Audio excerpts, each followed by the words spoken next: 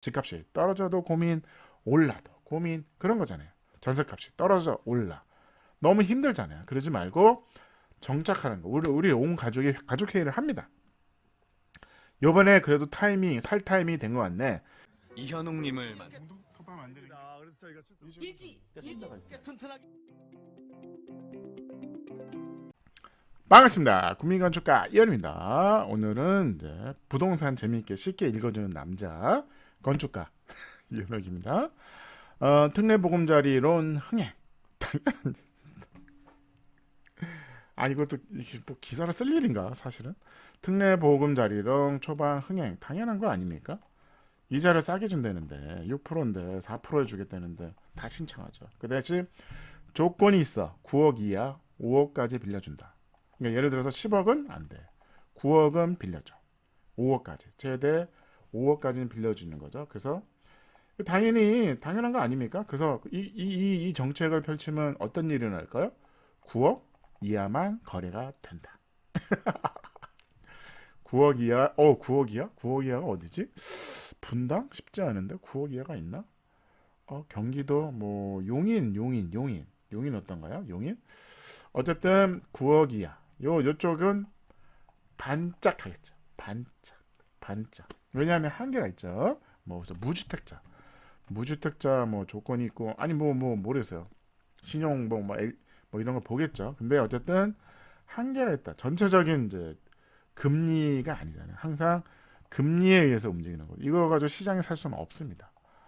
조금 영향 한 5%? 5%는 영향이 있겠죠. 시장에. 근데 이걸 반등할 수 없다. 이렇다고 해서 9억짜리 이하짜리가 아파트가 집이 거래가 폭등하지는 않는 거죠. 그러니까 사실은 부동산은 심리적인 거야. 그러니까 이 자체가 싸고 비싸는 중요하지 않아. 심리야.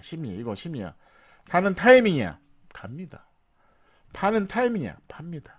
그래서 이 자체, 이 지역마다 이게 다른 얘기잖아요. 어디는 오르고 어디는 떨어지고 막 이래야 되는 거잖아요. 근데 다 같이 오르고 다 같이 떨어져요. 그래서 되게 특이한 현상이죠. 그래서 결국은 금리와 부동산이 연동됐다. 전체적인 금리가 떨어져야 부동산은 오른다. 항상 반대로 되는 거죠.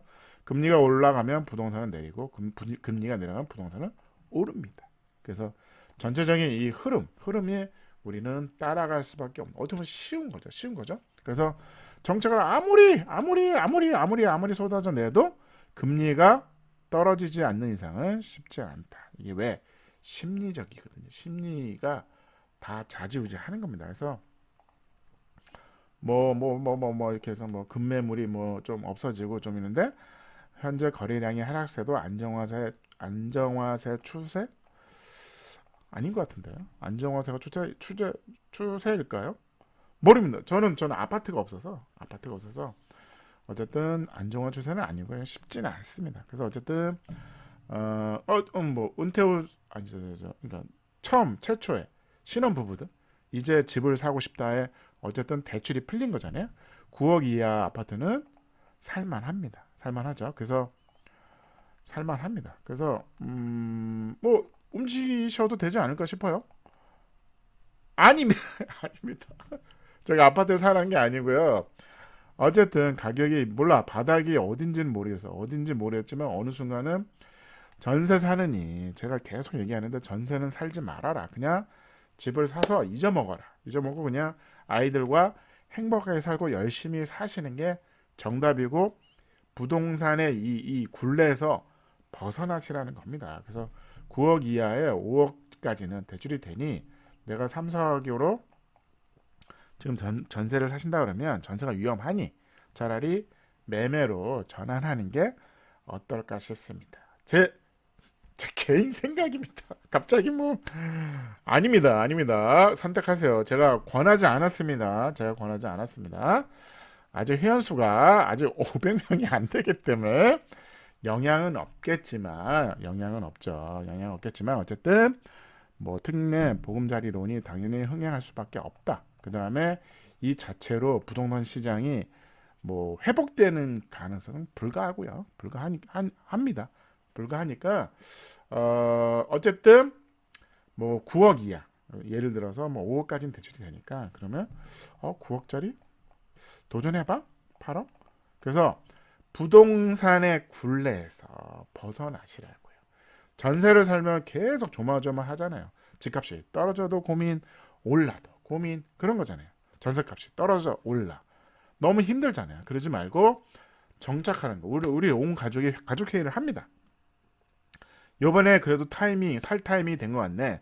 그 다음에 이자도 저렴하게 뭐 4%대 괜찮네. 정부가 2% 도와주는 거잖아요. 그래서 이번 기회에 한번 집을 알아보는데 어디가, 어느 동네가, 어떤 집이, 그게 단독주택이냐 아파트냐, 온 가족이 회의를 하는 거죠. 우리가 행복하게 살 수 있는 집이, 위치와 그 다음에 형태, 다세대냐 빌라냐 아파트냐, 다양한 주거가 있잖아요. 단독이냐, 기왕이면